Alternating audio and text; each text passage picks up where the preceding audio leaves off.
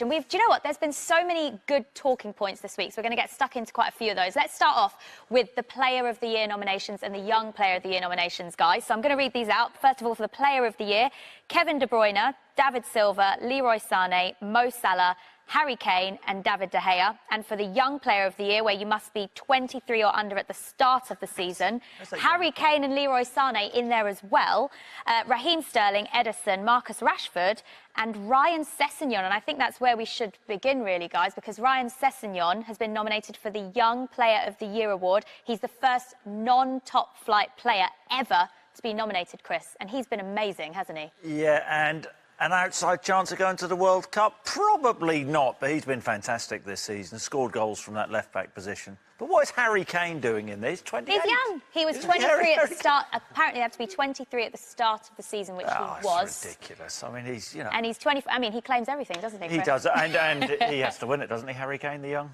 player? Oh, well, you'll say Sané, won't you? What do you think, Robbie? Can I answer now? Yeah. Well, I didn't know Harry Kane qualified, so on that basis... That's what I just said. Yeah, you would suggest that Harry Kane will probably win it, but I just think Leroy Sané has been magnificent this season for City, although we had two poor games, really, in the Champions League. So he's had a better season than Harry Kane?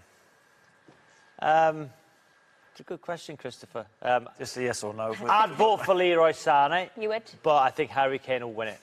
And what about the Player of the Season? So the Player of the Season, Jules... So have you changed your mind? So 2 weeks ago on this show... You said Kevin De Bruyne. I did, but I want to clarify what I said. And we were watching the game, actually, when Mo Salah scored, do you remember? Yeah, we did, yeah. And I said, I think, because the voting's in before those two Champions League games... He's changed his mind. No, listen to me. I said, I would suggest, if I was voting, I'd wait until after the Champions League games. At that point, I'd have gone to De Bruyne.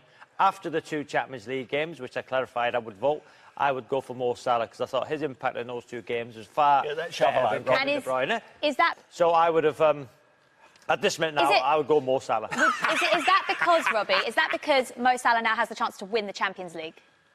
No, I think, yeah, as well, yeah, because Kevin De Bruyne, when we were doing this before the two games, City could have won the treble. You went early, didn't you? City could have won the treble. Yeah. But that's when the vote... You went early, not for the first time, Rob. You've gone early. I'm just trying to give people who watch a bit of insight. The vote was done before the Champions League games. So, you know, but after the Champions League, if you're voting now, you have to go for more. Was that 39 goals this season? 39 Not from now, a centre-forward position. So I would suggest... He's changed his mind. He could change it again before the end of the season. And Chris, are you Salah or are you De Bruyne? I'm Salah. You're Salah. I was Salah a while ago and I stuck with it. All right, well, let's talk... Like he stuck with his relegation candidates.